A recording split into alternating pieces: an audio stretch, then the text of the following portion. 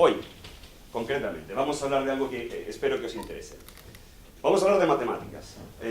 La mayoría de los centros no ha hecho un proyecto de matemáticas, pero, porque muchas veces, yo lo entiendo, muchas veces matemáticas es la asignatura hueso, esa que hay que aprenderse, que si la derivada, que si los límites, etcétera, etcétera, y que le cuesta a uno mucho y que tal y cual, pero en realidad las matemáticas son guay.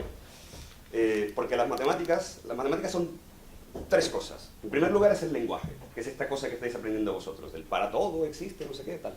En segundo lugar, ese es el lenguaje formal de las matemáticas. Pero ese lenguaje se utiliza con una estructura que es la lógica. Que cuando vienen nuestros estudiantes en primero, yo aquí veo, así a bote pronto, veo 4 antiguos estudiantes de la Facultad de Matemáticas.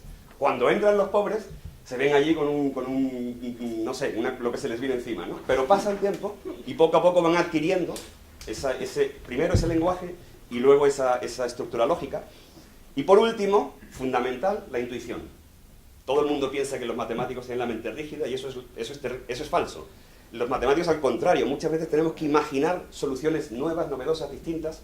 Y bueno, pues yo voy a hablar hoy pues, de tres cosas, muchas cosas en realidad, pero acerca de tres cosas en las que se utilizan las matemáticas, que a lo mejor son un poco inesperadas para vosotros. Como hay 3 proyectos de matemáticas, uno de bolsa de valores, uno de matemática discreta y uno de criptografía, pues voy a hablar de bolsa, de matemática discreta y de criptografía. Pero pretendo que sea interesante para todo el mundo. Vamos a ver lo que se consigue. Pretendo que sea interesante para todo el mundo.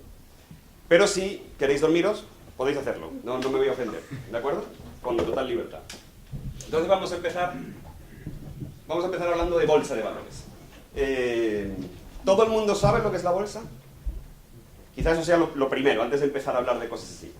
¿Todo el mundo sabe lo que es la bolsa? ¿Sí? ¿Qué es la bolsa? ¿Tú? ¿Qué es la bolsa? La bolsa el espacio donde están recogidos lo que vale una acción de una empresa, el valor de una empresa, digamos, más o menos. Vale, o sea, bien, por ahí va la cosa, vamos a ver.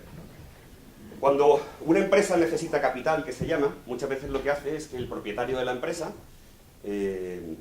divide la empresa en 100 trocitos, o muchos trocitos, miles de trocitos, y cada trocito de la empresa se llama una acción. Entonces esa acción es un título de propiedad, es como si tú y yo tenemos compartido un coche a nombre de los dos, pues la empresa estaría a nombre de los dos si tú tienes una acción y yo tengo otra. Entonces esa acción te permite ganar dinero, o sea, eso es, el propietario de la empresa te vende la acción, tú le pagas y ya eres un poquito propietario de la empresa. Si tienes mucho dinero, compras muchas acciones y eres muy propietario de la empresa. Y si tienes poco, pues compras pocas, evidentemente. Pero esa acción te permite ganar dinero de 2 formas distintas. Una, como eres propietario de la empresa, si la empresa tiene beneficios, pues los reparte entre los propietarios, se llaman dividendos.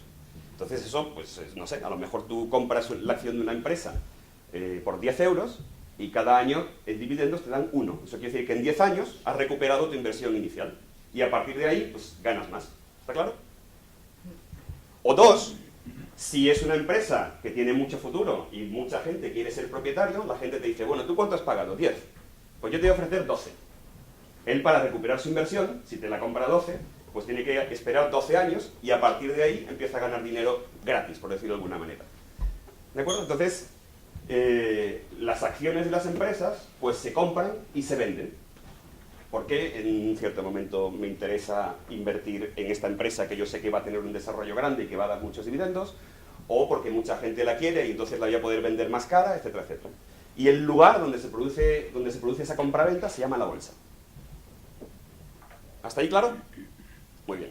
Bueno, aparte de eso, esto es, digamos, como muy elemental.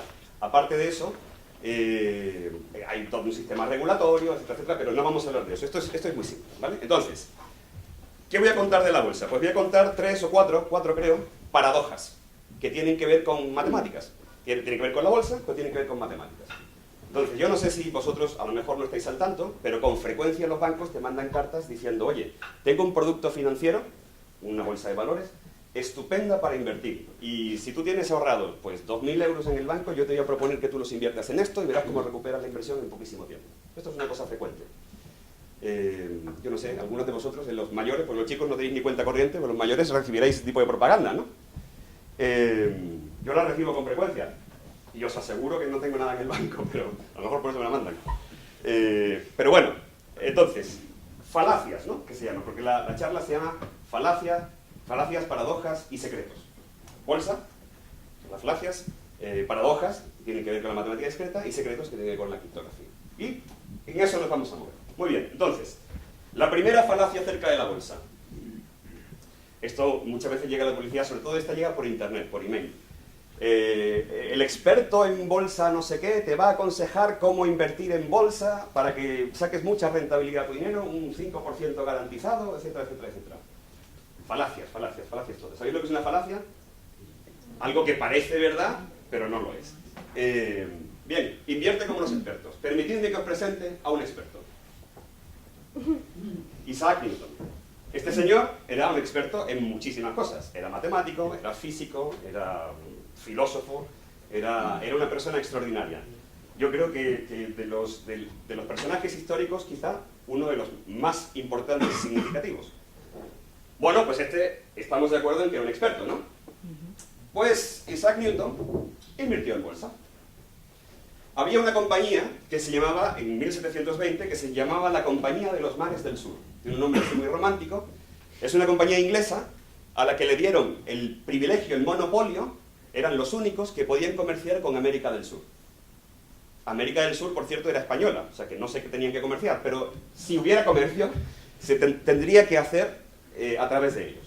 Eso es un privilegio importante. Es como decir, bueno, pues a esta compañía de aquí le voy a dar el privilegio de controlar las redes de telecomunicaciones del país. Por ejemplo, hace unos años, la compañía telefónica era el monopolio de las comunicaciones en España, por ejemplo, ¿vale? Bueno, pues a esta compañía de los Mares del Sur le dieron el monopolio del tráfico comercial con América del Sur. ¿Ok? Y entonces eso hace que la compañía sea muy atractiva. Muy atractiva, porque tú dices, bueno, ahora mismo no tiene comercio, pero es posible, es probable que crezca mucho en los próximos años, que reparta muchos dividendos y que por tanto yo recupere mi inversión muy rápidamente. Si tengo, como este señor tenía, 200 libras de ahora es un dinerillo, pero 200 libras en 1720 era una pasta. Pues yo compro una acción, soy copropietario de la empresa y pues los dividendos los voy a ir ganando. Está claro, ¿no? Claro, como era una empresa tan atractiva, pues enseguida empezó a subir. Esta gráfica es típica. Aquí abajo está el tiempo, la fecha, y aquí abajo está el valor de cada acción.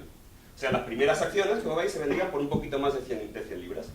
Y en el momento en que le dan el monopolio, empieza a subir, porque de repente se volvió una compañía muy atractiva. ¿Sí? ¿Todos? Vale. Entonces Newton compró acciones. Se gastó 20.000 libras, que era mucha pasta, un dineral en comprar acciones. ¿Y qué pasó? Pues que el valor de la compañía sigue creciendo, ¿veis? Hay algunas pequeñas irregularidades, pero bueno, sigue creciendo. Y cuando había llegado a cerca de 400 libras por acción, Newton vende sus acciones. O sea, él las compró, fijaos bien, por 200 y las vendió por números redondos 400. Ganó el doble. Buen negocio, ¿no? Pero, ¿qué pasó a continuación? Que las acciones siguieron subiendo. Y los amigos de Newton, que habían esperado un poquito más para vender, la vendieron pues a 500 libras por acción. Y ganaron mucho más. ¿Y qué queréis que pase a continuación? Le entra la avaricia, supongo, y dice, bueno, pues voy a reinvertir todo, porque las acciones seguían subiendo disparatadamente. ¿Vale? Ahora las había comprado a 700 libras. ¿Y qué pasa a continuación? ¿Qué pasa a continuación? Bueno, primero siguieron subiendo, pero luego empezaron a bajar. Estrepitosamente. Y bueno, cuando llega por aquí, pues todo el mundo piensa, porque hay estudios psicológicos que dicen, cuando uno está aquí, dice, uy, debería vender, pero voy a esperar un ratito porque seguro que vuelven a subir. Y cuando viene por aquí dice, debería vender, pero todavía puedo esperar. Y cuando viene por aquí dice, he perdido mis 20.000 libras. Lo he perdido todo. Y es que saber lo que hace el mercado es una cosa muy complicada, porque no solo se trata de tus decisiones, sino de las decisiones de un montón de personas que son incontrolables para ti. Muchas veces el mercado en matemáticas se modela como si fuera una jaula de grillos, una cosa completamente aleatoria. Antes os he hecho un pequeño experimento, ¿vale? Que os he dicho, tenéis que intentar acertar el 80% de la media. Me has dicho la media, ¿verdad? ¿Cuál es el 80% de 503? Tenéis que intentar acertar el 80% de la media de vuestros compañeros. 402. 402. 75. 402, ¿vale? Entonces tengo aquí 350, 349, 666, 700, de 402 a 700. 437, este no está mal. ¿Quién ha sido?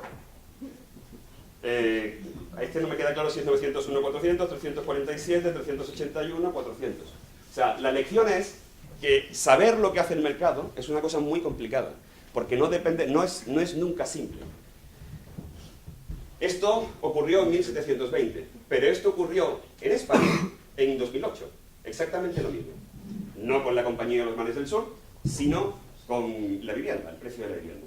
Muchísima gente invirtió porque la vivienda subía de precios escandalosamente y se podía vender y ganar mucho dinero. Y de repente, pues por un problema financiero, del que no voy a ocurrir ahora, se cortó el crédito y dejaron de comprarse casas. Y hubo un montón, pero montones de gente que se quedaron con una casa, con una hipoteca por encima del valor que tenían. Y estaban atrapados ahí en ese momento financiero. Eso ocurrió y eso ocurre. Y se trata de tomar medidas para que eso no ocurra, pero estas cosas pasan todavía. No sé qué he hecho con el puntero. Ah, gracias. Vale. Entonces, está claro que invertir como los expertos, no, los expertos también se equivocan. Y os digo una cosa, cuando los expertos se equivocan pierden miles de millones de euros. Mucha gente perdió, por supuesto, los empleos cuando la crisis del 2008. Pero es que hubo gente que perdió muchísimo dinero. Lo que pasa es que es el dinero de otros. Que los gestores normalmente gestionan el dinero de otros. Entonces perdieron mucho dinero de otras personas. Bueno, primera falacia, invertir como los expertos, no. Segunda falacia, dice, bueno, pues si no vamos a invertir como los expertos, vamos a utilizar la siguiente estrategia. Vamos a suponer que el mercado es aleatorio, porque hay demasiada información y no sabemos cómo reacciona, y lo que vamos a hacer es, vamos a buscar una empresa que haya ganado dinero durante mucho tiempo, y esa seguramente, pues, tendrá beneficios, ¿sí? Parece razonable, ¿no? Y entonces tú vas al banco y el banco te dice, mira, nosotros tenemos en la cartera, pues, yo qué sé, la compañía X, que lleva 5 trimestres subiendo en valor. Y tú dices, joder, 5 trimestres subiendo en valor es una garantía, ¿no?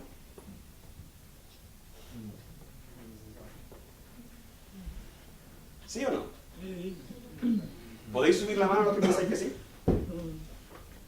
¿Podéis subir la mano a los que pensáis que no? Bueno, vamos a ver. Segunda falacia, invierten los que han subido. Mirad, nosotros pensamos que el mercado es una cosa aleatoria, ¿vale? Ese es el primer modelo que hacemos. Y entonces tenemos 450 inversiones, que me parece que he puesto aquí. Estas 450 inversiones, pues representan 450 posibilidades de invertir distintas, 450 empresas en bolsa. Y tú dices, a partir de ahora, yo voy a esperar 5 o 6 trimestres y voy a ver que vayan subiendo cada trimestre. Y las que no suban, las elimino. Esas no van a formar parte de mi cartera. ¿Está claro? Vale, entonces llega el primer trimestre y la mitad me han dado negativas. Entonces todas esas las quito. Segundo trimestre, la mitad me han dado negativas. Todas esas las quito. Tercer trimestre, todas esas me han dado negativas. Entonces las quito. Cuarto trimestre, esas me han dado negativas, las quito. Quinto trimestre, esas me han dado negativas y las quito. Ya solo me quedan 9. Pero en el siguiente trimestre, en el sexto, esas me han dado negativas y las quito. Y me quedo con 5 empresas. Si el mercado es aleatorio, ¿qué va a pasar en el trimestre siguiente? Que la mitad va a perder. O sea que el histórico no es una predicción buena para el futuro. ¿Por qué? Pues porque hay cantidad de información que no está presente en este número. O sea que esta estrategia de decir, voy a invertir en gente que lleva 3 o 4 trimestres siguiendo, tampoco es bueno, porque de esos van a perder la mitad. Entonces podéis pensar, bueno, pero es que el mercado en realidad no es aleatorio. Hay empresas que más o menos suben y que el mercado tira de ellas, y hay empresas que más o menos bajan y el mercado tira de ellas, ¿no? Entonces, más que coger un montón de empresas y seleccionar, esto se llama la paradoja del superviviente, seleccionar aleatoriamente varios filtros, vamos a buscar una cuya tendencia sea positiva y un mercado cuya tendencia sea positiva. Sería una estrategia aparentemente buena, ¿no? Tercera, bueno, perdón, lo raro sería que no quedara ninguno. Tercera falacia, sigue la tendencia. Yo voy a presentar un caso real, porque estos números los he hecho en el ordenador, ¿vale? Vamos a pensar que tenemos una empresa que en el mercado se comporta un poquito aleatoriamente, como tirar una moneda cara cruz, pero sale un poquito más cara que cruz. Si sale cara, si un día cualquiera tú lanzas la moneda a primera hora de la mañana, sale cara, ganas. Gana tu acción, gana 1 euro. Si sale cruz, tu acción baja 1 euro. Pero sale cara el 55% de las veces y sale cruz el 45% de las veces. O sea que la tendencia general debe ser a subir. Bueno, pues si cogéis este histórico y lo hacéis, pues sale una cosa así. Esto se puede analizar matemáticamente. Yo que sé, no sé si habéis oído hablar de una recta de regresión. Se puede analizar, a esto se le pueden añadir números y se ve que la tendencia es positiva, que ya os lo están contando vuestros ojos, pero eso se puede analizar y se puede cuantificar cuánto sube. O sea que esta empresa parece prometedora. Si miramos el mercado se comporta siempre un poquito más complejamente. Vamos a suponer que nuestro mercado se comporta así. Ahora tenemos dos monedas, una mala y una buena. La moneda mala, pues es mala porque solo gano el 9,5% de las veces, y la moneda es buena porque gano el 75% en números redondos. ¿De acuerdo? Entonces, si la cotización del día es múltiplo de 3, pues se tira la moneda mala. Quizá pierda. Y si la cotización del día no es múltiplo de 3, se tira la buena. Normalmente tiraré la buena el doble de veces que la mala. Y la tendencia será a subir. Y efectivamente, haces el experimento y la tendencia es a subir. Muy bien. Y ahora, la combinación de las dos tendencias. Una era la empresa, una es el mercado. Ahora, en un día cualquiera, aleatoriamente, tú gana la cotización de la empresa o gana la cotización del mercado. Es decir, mi empresa va a hacer o lo que me salga a mí en la moneda que yo tiro por la mañana, o lo que le salga al mercado en la moneda que tiro por la mañana, aleatoriamente. Cada día, quizá tira la empresa del mercado, quizá tira el mercado de la empresa. ¿Está claro? ¿Cuál es la tendencia?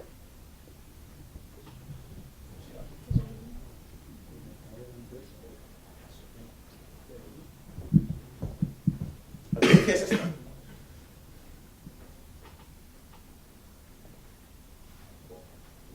Curiosamente, la tendencia es descendente.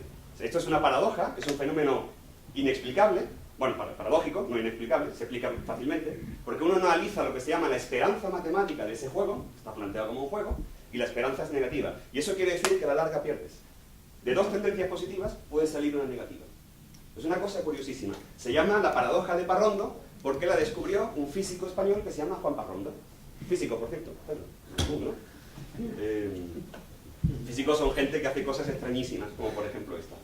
Una cosa sorprendente. Es decir, la tendencia tampoco es un buen predictor de lo que va a hacer el mercado ni lo que va a hacer mi empresa. ¿Qué me queda? Bueno, pues correlaciones. ¿Qué significa correlaciones? Pues correlaciones significa, bueno, pues voy a buscar un grupo de empresas que más o menos se comporten similar, ¿sí? Y pues invierto en esas. Entonces, como solo analizar solo una tendencia no es suficiente, como acabo de ver, pues examino un grupo de tendencias a ver qué pasa. Está claro, ¿no? Entonces, uno lo hace y examina, por ejemplo, estas dos gráficas. Esta gráfica de aquí es la temperatura de un cierto año, estos son los meses, y esta es la venta de helados. Y esas dos cosas, esas dos gráficas se parecen. Sube la temperatura, se vende más helado. Baja la temperatura, se vende menos helado. Esa gráfica se analiza y se le da un número entre -1 y 1, ¿verdad? Que se llama la correlación. Y entonces uno analiza, uno es que están muy correlados y -1 que están cero, no tienen correlación, ¿sí? Entonces uno analiza y hace sus cuentas matemáticas y tal y cual, y eso tiene una correlación del 95%. Y entonces dice, bueno, pues voy a buscar empresas que crezcan correladamente. Entonces, por ejemplo, las empresas de un sector, yo sé, telecomunicaciones, que ahora está, o voy a invertir en la facultad de matemáticas que tiene gente estupenda, y lo que sea, ¿no? Y empresas que suban en grupo. ¿Parece una buena estrategia? Sorprendentemente, pueden ocurrir con la correlación, con las matemáticas en general. Las matemáticas son superpoderes, ¿vale?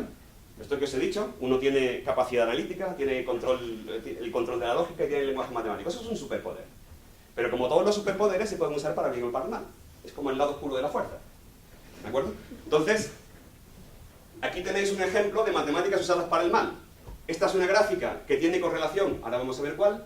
La gráfica negra es el consumo de queso mozzarella per cápita. por persona. Y a la derecha, el número de doctorados en ingeniería en Estados Unidos. ¿Qué correlación tiene esa gráfica? Hacéis vuestras cuentas y os sale el 95%. ¿Por qué? Y esto, si solo os lleváis una cosa de esta charla, que sea esta. La correlación no significa causalidad. Es decir, que dos cosas estén correladas no quiere decir que tengan nada que ver una con la otra. Nada. Pueden ocurrir fenómenos como este que os acabo de explicar. ¿Ok? Bolsa de valores, ¿habéis aprendido algo hoy? Que no hay que jugársela, ¿no? Pero se puede invertir, pero tiene uno que pensar bien lo que hace. Muy bien. Vamos a cambiar de tema. Matemática discreta. Esto de matemática discreta no es una matemática muy calladita, sino que es una rama de las matemáticas que se ocupa de qué. ¿Quién tiene el proyecto de matemática discreta? ¿Puedes levantar la mano? ¿Que se ocupa de qué?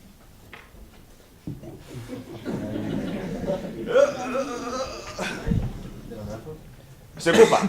Bueno, matemática discreta es muy amplio, ¿vale? Pero cosas, por ejemplo, teoría de conjuntos, que es por donde empezamos cuando estudiamos matemáticas, primero por ahí debemos empezar con teoría de conjuntos, ¿no? Recordadme, yo hace tiempo ya que se ocupa de teoría de grafos, que es de lo que yo voy a hablar ahora dentro un poquito. Se ocupa de probabilidad discreta, que también, no sé si alguno de vosotros, teoría de números, que es cosa que no tenéis, teoría de juegos, investigación operativa, geometría, topología y un montón de cosas. O sea que la matemática discreta es una cosa que tiene un montón de aplicaciones. Cada vez más las empresas se dan cuenta de que los matemáticos, los físicos, en particular los matemáticos, los estadísticos, tienen esto que os decía, un superpoder. Porque ahora, lo que ocurre en la sociedad actualmente con esta explosión tecnológica que tenemos, es que tenemos una cantidad de datos terribles, enormemente grandes, y que ya no sabemos qué hacer con eso.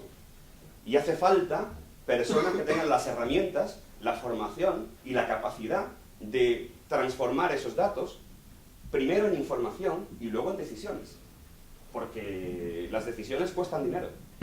¿Y quién entiende bien esas decisiones? Pues, entre otros, los matemáticos. Este superpoder que os dan las matemáticas. Muy bien. Bueno, pues vamos a lo que vamos. Las redes sociales son un grafo. ¿Qué redes sociales? Todas. ¿Twitter? ¿Usáis Twitter vosotros? No, ¿no? ¿Facebook? Un poquito más. Esta es la vuestra. Instagram, ¿no? Ahí os estáis todos, ¿tú no? Y bueno, la otra que usáis todos los días es esta, WhatsApp. Porque según me cuentan, cada día se intercambian billones de mensajes, billones de mensajes de WhatsApp. O sea, la gente no para de hablar en todo el día. Incluyendo en clase, por cierto. A mis alumnos les tengo que reñir a veces. ¿Pero qué son grafos? Grafos son dos cosas. En primer lugar, vértices. Porque si estamos hablando de una red social, los vértices somos nosotros. Yo aquí os he representado un grafo chiquitito, ¿vale? Con 6 vértices. Y además de los vértices, que son las personas, hay flechas, aristas que se llaman, que son las relaciones. Entonces aquí, por ejemplo, número 6 es amigo del número 4, número 4 es amigo del 3 y del 5, los 2 son amigos del 2, que es bastante popular, y el 2 es amigo del 1. Así es como se representa una red de amigos. Una red de amigos como la de Instagram, como la de Facebook, como la de cualquiera. ¿Sí? ¿Sí, chicos, sí? Vale. Os voy a presentar un mini Facebook para hablar de esta paradoja, la ilusión de la mayoría. Esto es una cosa que pasó, por ejemplo, en las últimas elecciones en España. Como sabéis, no sé si lo sabéis, pero si no os lo digo yo, hubo que hacer varias elecciones porque no se ponía de acuerdo nadie para formar gobierno. A pesar de que todo el mundo tenía sobre todo la gente que miraba las redes sociales, tenía una predicción muy clara de cuál iba a ser la mayoría. Todo el mundo decía, va a salir el partido este, porque es que en las redes sociales no se para de hablar de este partido. Y entonces, como no se para de hablar de este partido, estoy convencido de que la mayoría de la gente piensa que va a salir este partido porque va a votar a este partido. ¿Sí? Eso pasó, y de hecho la gente se equivocó muchísimo, y tuvimos que dar raya vuelta para la elección, etcétera, etcétera. ¿Y qué es la ilusión de la mayoría? Pues mirad, yo voy a poner un mini Facebook aquí. Mini Facebook como este. Aquí hay 14 personas, no son muchas, pero son 14, y un montón de relaciones. Fulano es amigo de tal, hay algunos como este que está en Facebook solo para hacer stalking a otra gente. Pero si os fijáis bien, aquí hay 3 personas hiperconectadas. No sé si se ve muy bien. ¿Se ve? ¿Suficiente? Este que está de color rojo, este que está de color rojo y este que está de color rojo son lo que ahora se llamaría influencers. ¿Vale? Seguro que vosotros tenéis más de un amigo vuestro en Instagram de estos influencers, ¿no? Seguro. Seguro que sí, ¿no? Fijaos, estos tres, pues los tres son de color rojo. Pero no son la mayoría. Son 3 de 14, que es menos del 20%. ¿Sí? Vale. Pero esos 3 de 14, fijaos lo que pasa. Si tú coges a este señor tiene solo 2 amigos, y sus 2 amigos son de color rojo. Entonces este piensa que en esa red social todo el mundo es de color rojo. Esta señora tiene 1, 2, 3, 4 amigos, de los cuales 1, 2, 3 son de color rojo. Esta señora piensa que el 75% de la población es de color rojo. Esta otra señora tiene 1, 2, 3 amigos, de los cuales 2 son rojos. Luego esta señora piensa que el 60% de la población es roja. Y si, este grafo está trucado, si cogéis cualquiera, este patinador, por ejemplo, también veréis que la mayoría, en este caso solo el 50%, son de color rojo. Pero si miráis bien, veréis que para todas las personas del grafo, todos ellos piensan que la mayoría, más del 50%, al menos el 50% o más, son de color rojo. ¿Por qué? Pues porque hay 3 personas que están, no sé cómo decirlo, hiperconectadas, hiperrepresentadas, y entonces tienen esos influencers. ¿Vale? ¿Perdón? Que las personas del color rojo ven que la mayoría es negro, ¿no? La mayoría, sí, bueno, cuidado, porque las flechas son direccionales, porque el que tú sigas a un influencer no quiere decir que el influencer te siga a ti. Ah, vale, ¿Vale? De hecho, eso es un... Oh, me ha seguido fulano, eso es una cosa, eso es para presumir. No os riáis, es así, vosotros lo sabéis, ¿verdad? Eso. Vale. Relacionado con esto está la paradoja de la amistad. ¿Qué es la paradoja de la amistad? La paradoja de la amistad es una cosa que vosotros conocéis estupendamente. El mismo mini Facebook de antes. Resulta que vosotros, que seguro tenéis una cuenta de Instagram, donde subís vuestras cosas, en el fondo os da envidia de que vuestros amigos tienen más followers que vosotros. Y eso pasa a todos los niveles. Cuando vayáis a un trabajo, os dará envidia de que vuestros amigos ganan más que vosotros. La media ganan más que vosotros. Y en media su coche es mejor. Y en media, no sé, lo que queráis. Ha salido con más chicas que yo, o más chicos. O las dos. Lo que queráis. Casi cualquier comparación resulta que tus amigos están por encima de ti. Vaya amigos, ¿no? Soy el más cutre de mis amigos. Vamos a ver qué pasa. Fijaos. Si uno coge este mini Facebook y hace la siguiente cuenta. Yo primero voy a contar mis amigos. Luego voy a contar los amigos de mis amigos. Y de los amigos de mis amigos voy a hacer la media. ¿Sí? Para ver cómo me comparo con ellos. Si tengo más, si tengo menos, si estoy por encima, si estoy por debajo, etc. Bueno, uno hace eso y hace esta cuenta. Entonces, aquí tenéis las personas, aquí tenéis los amigos, aquí tenéis los amigos de amigos, y aquí tenéis la media de los amigos de amigos. ¿De acuerdo? Entonces, por ejemplo, este pobrecito, nada más que tiene un amigo, ¿vale? Ese amigo, sí. Pero ese amigo tiene 8 amigos y por tanto la media sale disparada, pero bueno, veis estos números. Entonces, lo que es importante es fijarse en la primera y la última columna. Este, por ejemplo, tiene 4 amigos, pero sus amigos por media tienen 7,5. El segundo tiene 2 amigos, pero sus amigos por media tienen 8,5. Y así sucesivamente. ¿Está claro? Bueno, pues si os fijáis en los que tienen menos amigos que la media de sus amigos, resulta que son casi todos. ¿Por qué? Porque los influencers están hiperrepresentados. Si tú tienes un amigo influencer, ese sube la media una barbaridad y a ti te deja por los suelos. ¿De acuerdo? Y esto pasa, bueno, exactamente menos los influencers, estos que tienen 7, 8, 13 y 7, menos ellos, resulta que todo el mundo está por debajo de la media, cuando la media incluye esta gente.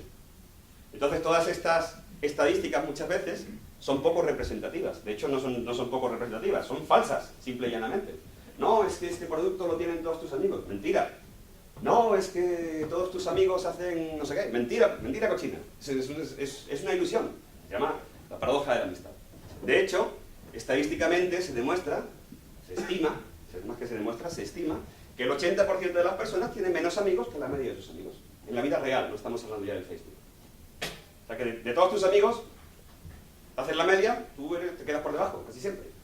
¿Por qué? Pues porque siempre hay algún amigo que es súper popular. Y tú te estás comparando con una medida irreal. Es la medida de tus amigos, incluyendo ese. No es representativo. Muy bien. Otra paradoja más. ¿Cuántos grados de separación? ¿Esto habéis oído hablar del tema de los 6 grados de separación? ¿Sí? Yo creo que todo el mundo ha oído hablar de esto. Uno coge 2 personas al azar, no sé tú, que te llamas Teresa, y coge otra persona al azar en el mundo, no sé.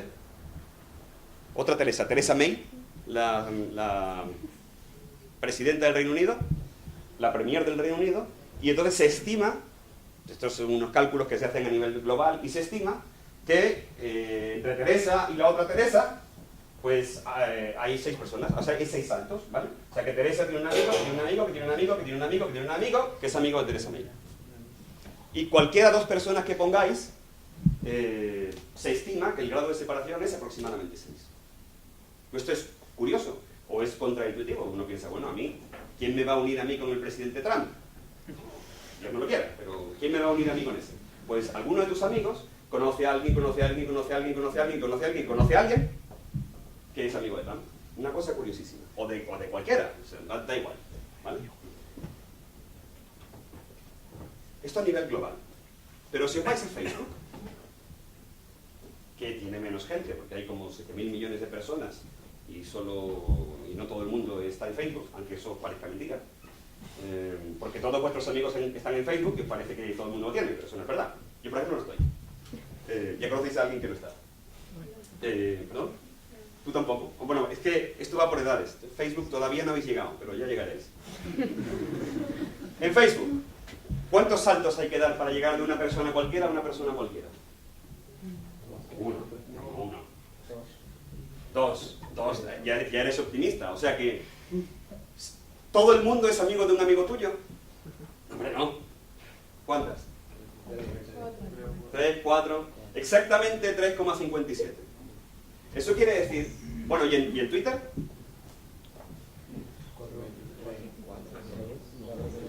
3,43. Lo que eso quiere decir, curiosamente, es que da igual la persona que elijáis, da igual la persona que elijáis en el mundo, tiene un follower que tiene un follower que tiene un follower al que tú le haces follow.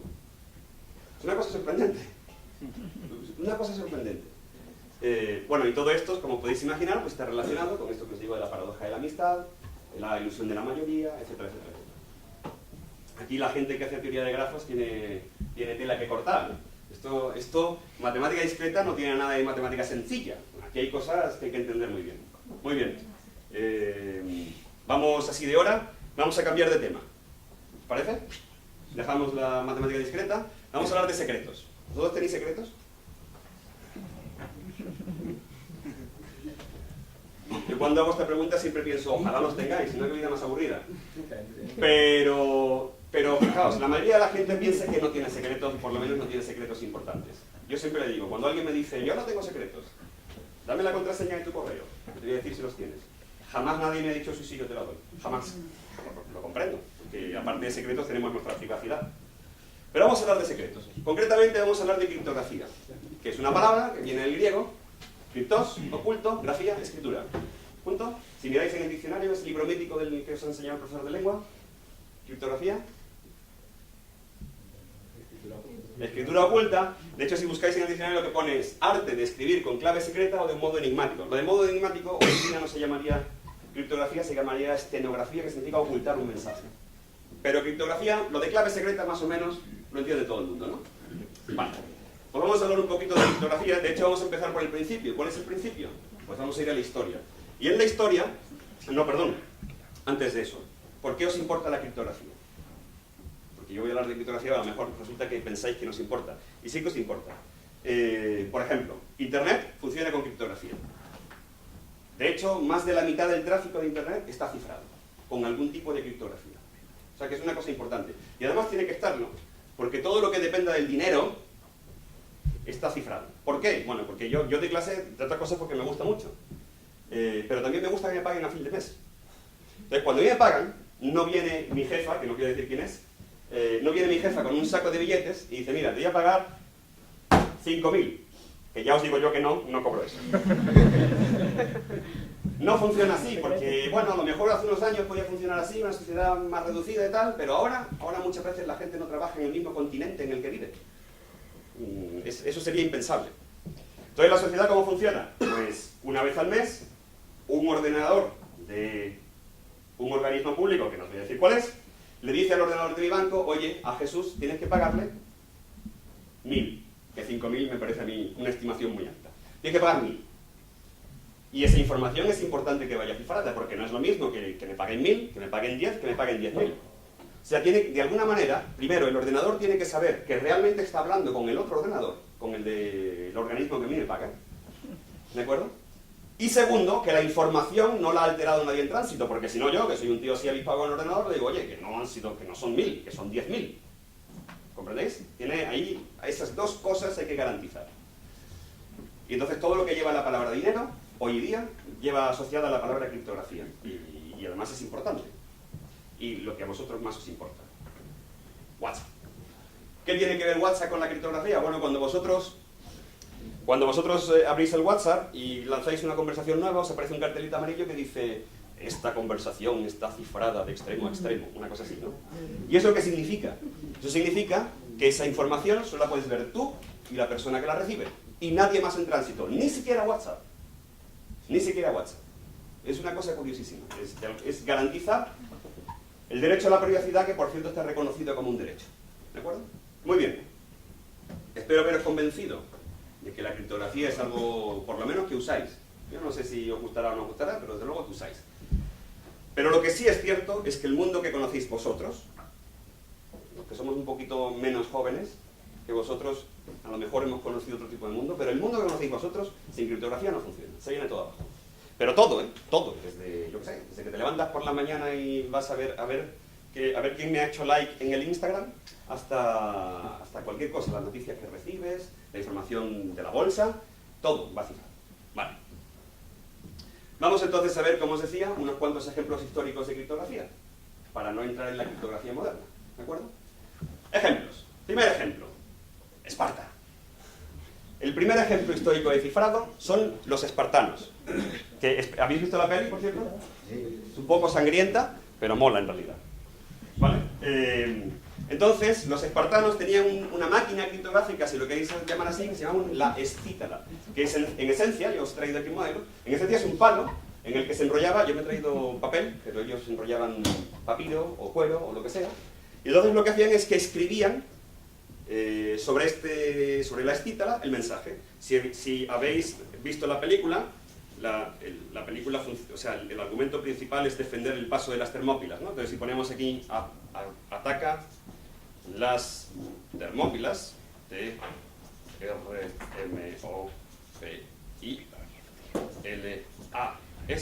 fijaos que me he quedado corto, voy a añadir un par de rayitas ahí para rellenar por completo el papel, ¿vale? Bueno, entonces ¿qué hacían? Lo escribían así, tal como habéis visto hacer, y luego lo desenrollaban. Y esto que resulta es lo que se enviaba. Y esto que resulta, ¿qué ha pasado? Porque las letras están desordenadas. Entonces, A, L, R, L, T, A, N, A, en fin. Esto es un galemetías incomprensible. Simplemente desordenando las letras. Fijaos que la información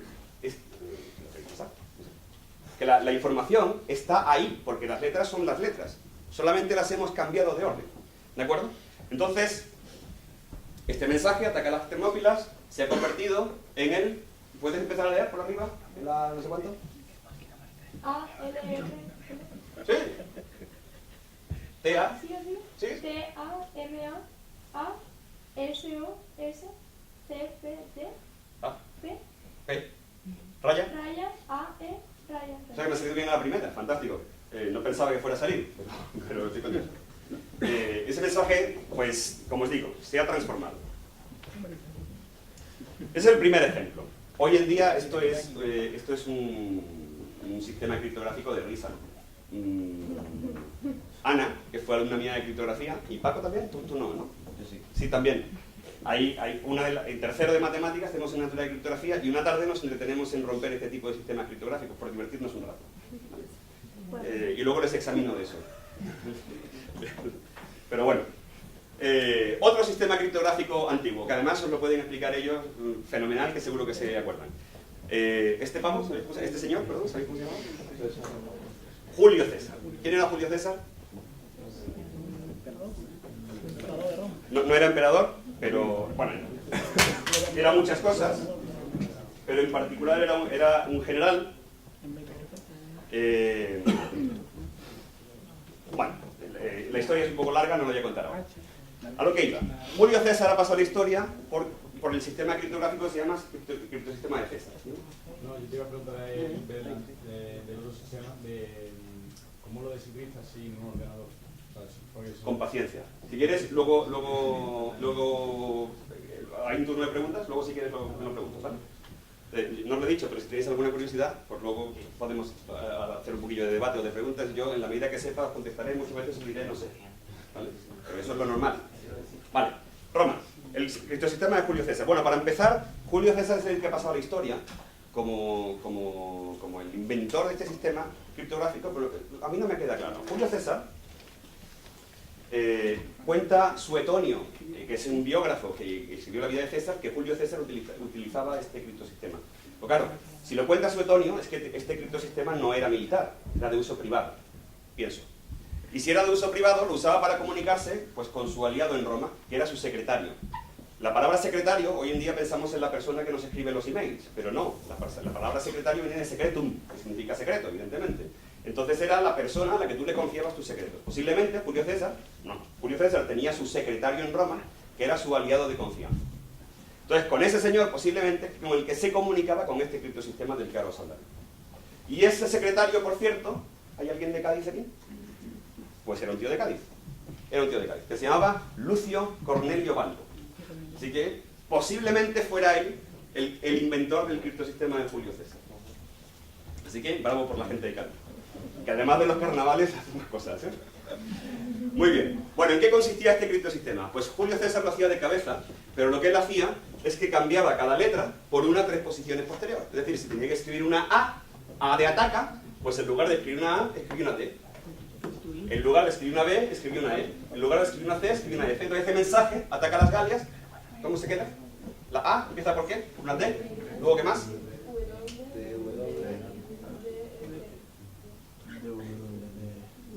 Concretamente D, W, D, F, D, Ñ, D, V, J, D, Ñ, L, D, V. La Ñ no, bueno, Julio César no usaba la Ñ porque él escribió en latín y la Ñ no está presente en el alfabeto latino, ni la Y, que es griega, ni la Z, ni algunas letras. A nosotros nos sobran algunas letras respecto de Julio César, pero la idea es la misma. ¿De acuerdo? Entonces lo que él hacía era usar una clave, que es el número de desplazamientos, para, sin cambiar el orden, cambiar una letra por otra. Esto es lo que hemos visto antes de usar una clave secreta, ¿de acuerdo? Entonces habéis visto que hay como dos operaciones básicas en criptografía. Una que se llama diluir la información, que consiste en reordenar la información que tenéis, y entonces como que se diluye, ¿de acuerdo? Y otra que es añadir confusión, que es utilizar una clave para cambiar las cosas. Bueno, y en realidad hasta mediados del siglo XX, hasta la Segunda Guerra Mundial prácticamente, la inmensa mayoría de los criptosistemas eran un poquito de confusión y un poquito de difusión. ¿Vale? De dilución, más que difusión. Muy bien. ¿Hasta dónde? Pues esto en realidad llegó así, digamos, de manera pedestre, hasta la Segunda Guerra Mundial. Mirad, el criptosistema de César, esto que os voy a contar, en realidad tardó casi 1000 años alguien en darse cuenta. Se dio cuenta de un señor que se llamaba Alberti, en 1400 y pico. Pero el criptosistema de César se puede representar como un par de ruedas. ¿Vale? Un par de ruedas, donde, bueno, pues la de dentro, digamos, es el alfabeto en claro, y la de fuera es el alfabeto en claro, y la de dentro es el alfabeto cifrado. ¿Vale? Entonces Julio César lo que hacía de cabeza es como mover el disco de dentro 3 posiciones. ¿Sí? Entonces la A se transforma en una T, la B en una E, y todo eso que habéis hecho vosotros así de cabeza que me ha impresionado. ¿Vale? Pero este mismo principio se puede aplicar varias veces, es decir, uno puede tener varias ruedas. Y para hacerlo complicado, cada rueda además se mueve. Cada vez que cifras una letra se mueve. ¿Me explico? Eso. Bueno, pues utilizando entre 3 y 5 de esas ruedas y algunos detalles técnicos que no os voy a contar, eso es interesantísimo, los alemanes inventaron esta cosa, que se llama la máquina Enigma. ¿Habéis oído hablar? La máquina Enigma, esto parece una máquina de escribir, pero no es una máquina de escribir. Aquí tiene un teclado, aquí escribía un operador y se iban encendiendo, si uno escribía la A, aquí se encendía la letra cifrada, que a lo mejor esa vez correspondía con una X. Entonces el operador escribía X, el otro pulsaba la Z, y el otro escribía W, lo que salía, ¿no? Entonces, aquí dentro, no se ve muy bien, pero aquí dentro lleva unas ruedas como estas. Esas ruedas son como estas ruedas, que se mueven más, pero conceptualmente son como estas ruedas. Luego lleva otra rueda especial que se llama reflector, y aquí delante tiene lo que se llama un clavijero, que sirve para intercambiar letras. No es importante eso. La idea es que hay 3 ruedas aquí que funcionan moviéndose simultáneamente, de forma rara. Bueno, pues la máquina Enigma, si hacéis la cuenta, que es difícil de hacer, pues tenía este número de combinaciones de confusión y difusión. Este número es una bestialidad de números. O sea, estos son millones, trillones, ¿no? De posibilidades de crear confusión y difusión. Este número es tan grande que para nosotros es, no sé, incomparable. Entonces, para darnos una idea de la escala de este número, si en lugar de combinaciones de la máquina Enigma pensáis en kilos, pues esto se corresponde aproximadamente con el peso de 1,5 veces de la Luna. Es un número gordote. ¿Vale? Y hablando de la máquina Enigma, no sé si habéis visto esta peli, se llama Descifrando Enigma. El actor es Benedict Cumberbatch, como sabéis, pero en realidad quien inventó la máquina Enigma es este señor de aquí. Este señor de aquí es mi héroe personal, ¿no? Es un matemático, se llama Alan Turing, y que él y un equipo de colaboradores lograron descifrar la máquina Enigma, queriendo decir que consiguieron de leer un mensaje secreto cifrado por los alemanes y descifrarlo. Una cosa, no sé cómo decir, no sé la importancia, cómo explicar la importancia de este hecho. O sea, ellos se estima que acortaron la guerra en 2 años. Ellos solos, unos frikis matemáticos, acortaron la Segunda Guerra Mundial en 2 años. Y salvaron 400.000 vidas. Pues eso son 400.000 personas que comen, viven y respiran, comieron, vivieron y respiraron, porque un matemático se empeñó en que eso tenía solución. Porque eso es lo que hacemos los matemáticos. Los matemáticos tenemos paciencia porque sabemos que hay problemas que cuestan tiempo. Y los ataca uno de una cierta manera y no salen, los ataca uno de otra cierta manera y no salen, los ataca uno de otra cierta manera y no salen, se espera 3 días y los vuelve a atacar y llega un momento en el que cae. Profesores de universidad hacemos también investigación. El último problema de investigación que hemos resuelto, entre 3, nos ha llevado 3 años resolverlo. Pero hemos estado ahí hasta el final, hasta que ha caído, bien. O sea que, pero eso es lo que hacemos. Muy bien. Y creedme, puede pensar que 3 años trabajando en lo mismo es un rollo, pero en realidad 3 años trabajando en lo mismo es un reto. Es una cosa, no sé cómo explicarlo. Está bien. Bueno, matemáticas mola. A lo que iba. Claro, esto así hasta Segunda Guerra Mundial. ¿Pero qué pasa con la Segunda Guerra Mundial? Pues que empieza la industrialización, cada vez hay más empresas que necesitan comunicarse de forma privada también, porque, bueno, empiezan los secretos de empresas, las multinacionales que necesitan comunicarse con sus sedes, y digamos que la criptografía empieza a pasar del ámbito militar al ámbito civil, simplificando mucho la historia. Y entonces, pues hay un problema. Aparte de que es necesario sistemas criptográficos más potentes, pues hace falta tener en cuenta un pequeño problema. ¿Cuál es el pequeño problema que hay que tener en cuenta? Pues se trata del problema de las claves. ¿Cuál es el problema de las claves? Que hay muchas. Voy a explicar qué pasa. Mirad, si vosotros tenéis 2 personas, no es buena práctica, pero podemos pensar que 2 personas solo necesitan una clave para comunicarse. ¿Vale? Yo me comunico con Teresa, gracias.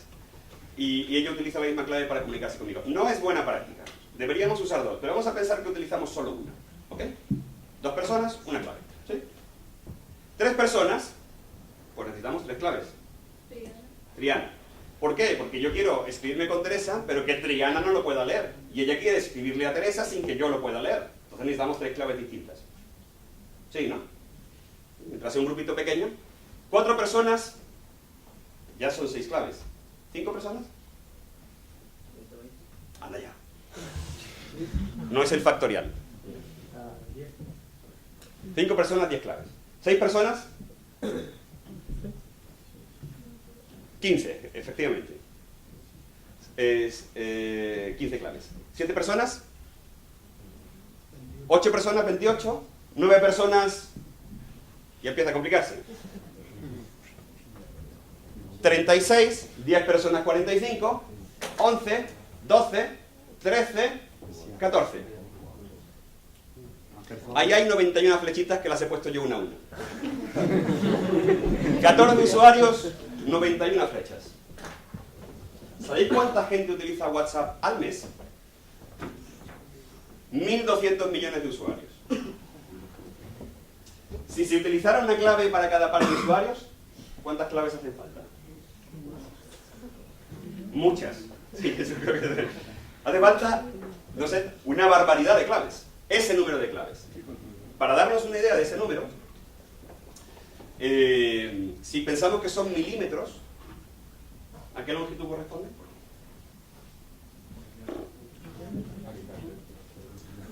¿A qué? ¿Y a qué corresponde esa longitud? ¿Cuánto permite viajar esa longitud?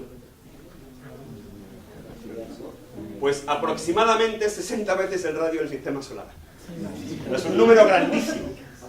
Bueno, entonces está claro que este sistema no funciona. No solo eso, sino que además en criptografía moderna hay que cambiar de clave.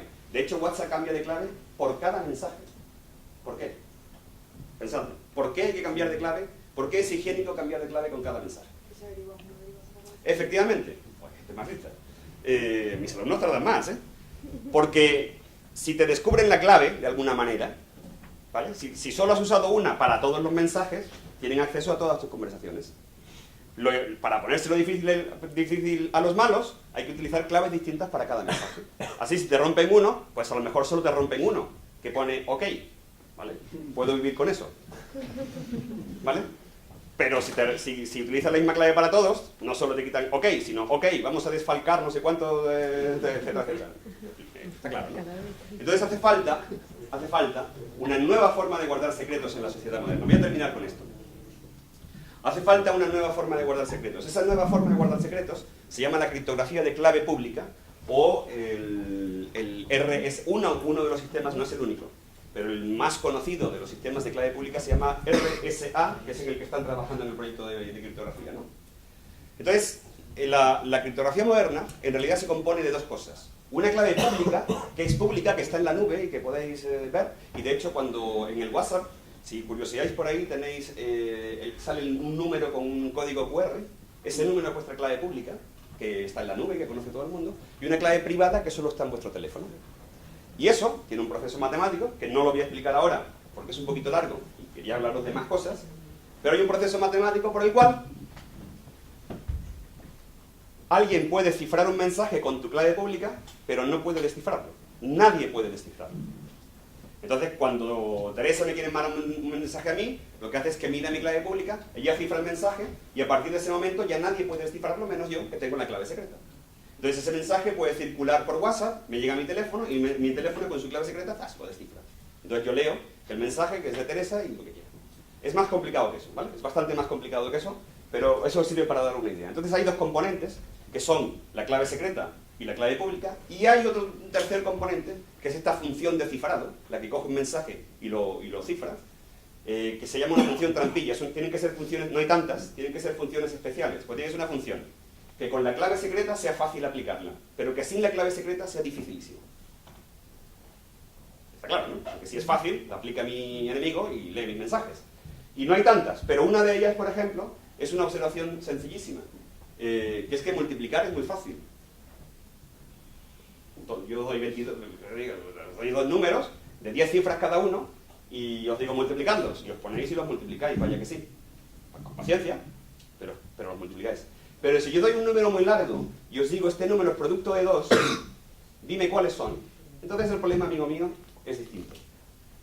Y se llama el problema de la factorización, y gran parte de la criptografía moderna, poquito a poco se va sustituyendo por otro tipo de criptografía que se llama la criptografía de curvas elípticas, pero gran parte de la criptografía moderna está basada en este sistema que se llama RSA.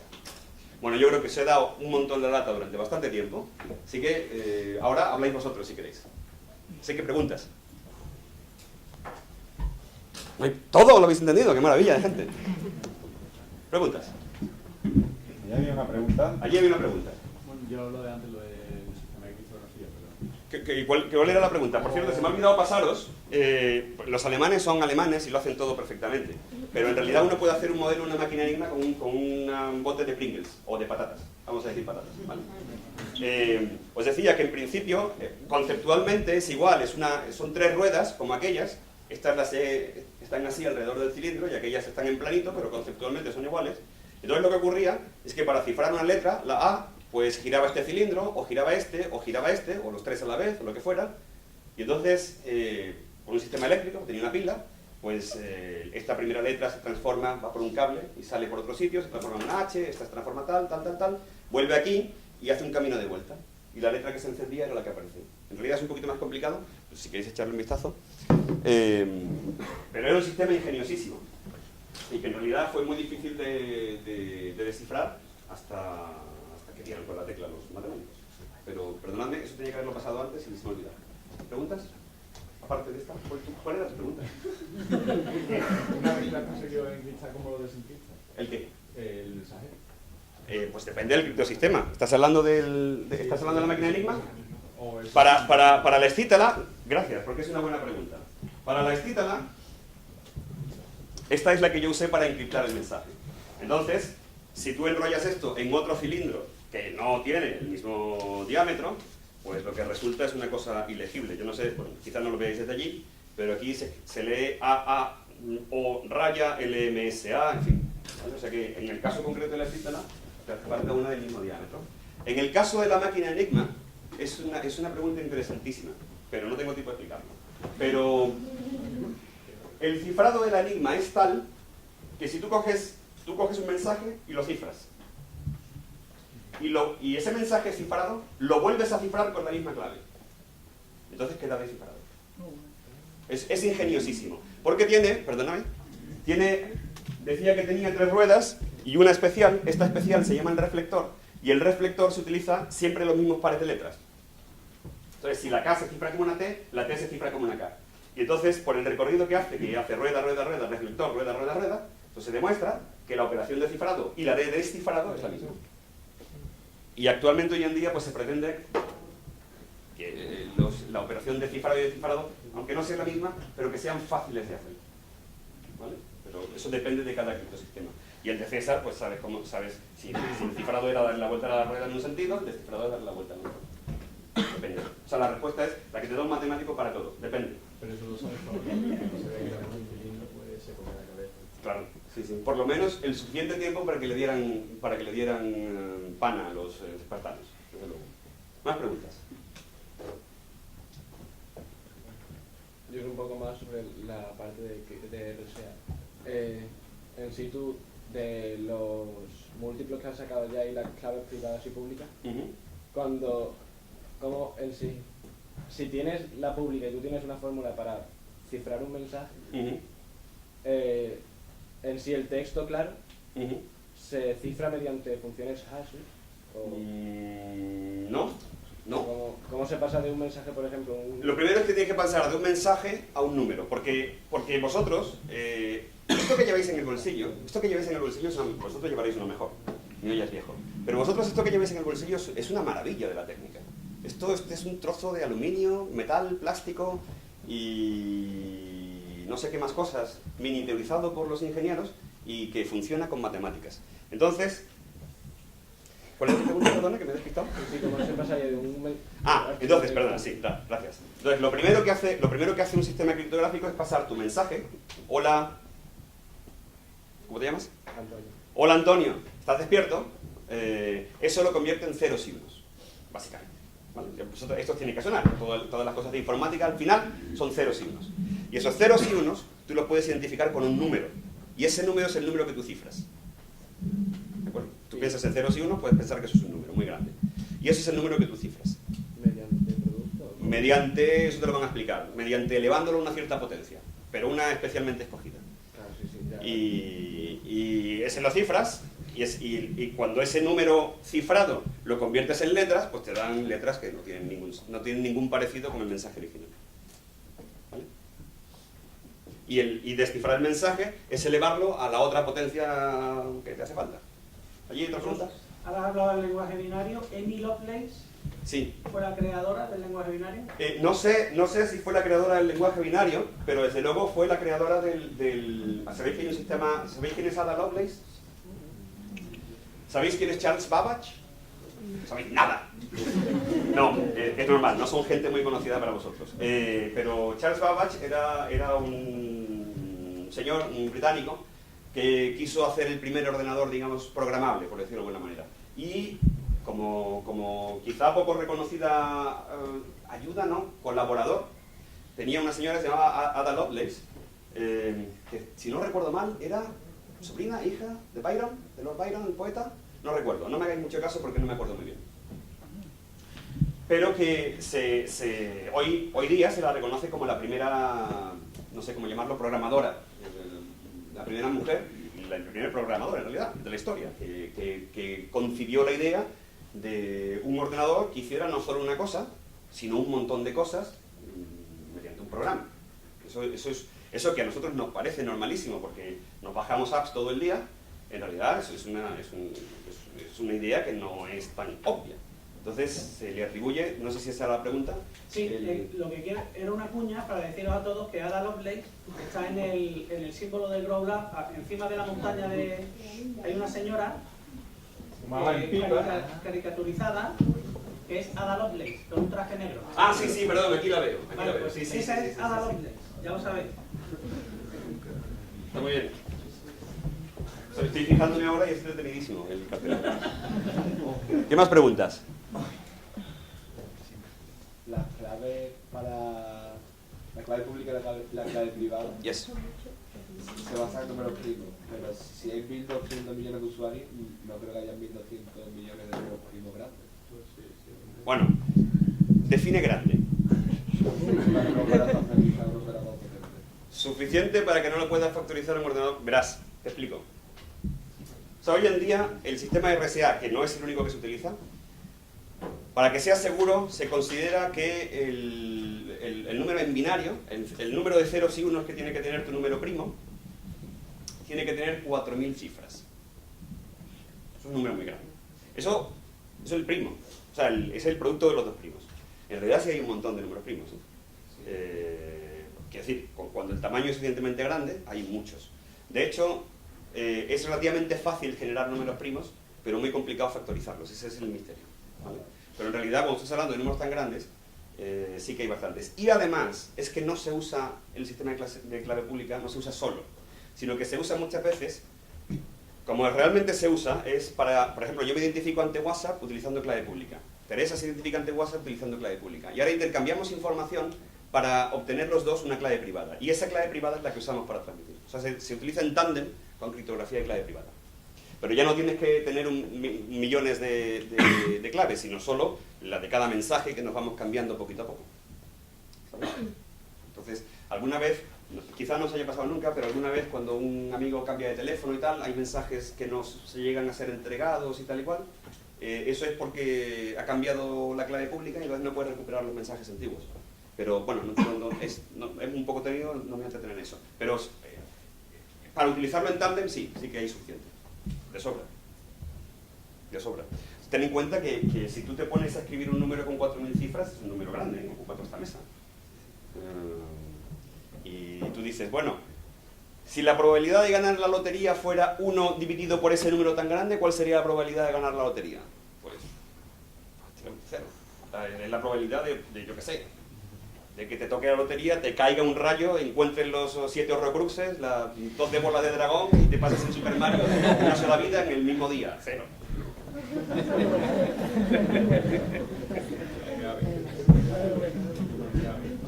¿Vale? ¿Cómo? Que son 10, sí. ¿No? No, perdón, sí. Perdón, más preguntas. Enlazando un poco los dos temas de criptografía y de las inversiones, el tema de la criptomoneda, la Bitcoin y eso. Ajá, interesantísimo. ¿Qué? ¿Cómo de rentable es invertir en esta moneda?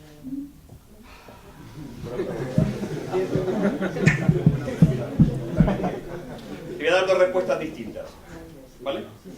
Primera respuesta, no sé. Oficialmente no sé nada, no te voy a dar ninguna recomendación. Pero Vamos a ver, aquí hay dos cosas que son distintas. Una es la criptomoneda en sí, que como sabéis, no sé si habéis estado al tanto, pero el Bitcoin ha tenido pues, como una gráfica de momento parecida a esta que os he enseñado antes de Newton y de la compañía de los Mares del Sur, que ha subido así muy grande. Y que está en bajada y no sabemos cuánto va a bajar. Entonces porque ha tenido un fenómeno de especulación grande. Eso es la criptomoneda. Pero el mecanismo en el que se basa la criptomoneda se llama el blockchain. No sé cómo se traduce en español, porque todo esto es relativamente reciente. Y esa tecnología puede que sea muy importante en el futuro por millones de aplicaciones que pueda tener, no, millones, por muchísimas aplicaciones que pueda tener. La tecnología en sí, fabulosa. La moneda, yo no me atrevería a jugármela. Yo. Hay gente que le gusta el riesgo. No sé. ¿Vale? No sabemos, el futuro es incierto también para los matemáticos, en el sentido de que no sabemos qué va a pasar. No lo sé, a lo mejor se establece la criptomoneda y es una moneda más, a lo mejor no. Pero en todo caso la tecnología que hay detrás de la criptomoneda, que se llama el blockchain, eso sí es interesante. Y eso va a tener, se prevén muchas aplicaciones en el futuro. ¿Qué más? ¿Allí? ¿Tendrá una mano levantada? No. Aquí. ¿En qué consiste el proyecto en el que habían estado trabajando? Uf, es dificilísimo de contar. Es dificilísimo de contar. Es súper específico además. Hemos estado trabajando. Tú tienes una... Es difícil de contar. Si te digo que trata de la desingularización de superficies algebraicas, te quedas igual. Pero... Si uno tiene una superficie con picos, con bordes, con aristas, con no sé qué, existe un procedimiento que se llama explotar la superficie para mejorarla. ¿Vale? Entonces nosotros nos preguntamos, ¿cuántas veces hace falta aplicarle ese procedimiento? Pues nadie lo sabía. Entonces hemos intentado averiguar cuántas veces hay que practicar esa operación y bueno, hemos dado una respuesta parcial. Pero oye, algo hemos hecho. O sea pero no tiene nada que ver con esto. En realidad yo no soy criptógrafo, no me dedico a la criptografía. Ni invierto en bolsa. Ni hago matemática discreta la mayor parte del tiempo, aunque en realidad esto último sí que era combinatorio. Pero en general no me dedico a estas cosas de las que os he contado. ¿Más preguntas? Vamos. ¿No hay preguntas? Mira, pues chicos, ha sido un gusto, ¿eh? De verdad. Ha sido maravilloso encontrarme con vosotros. Así que, gracias.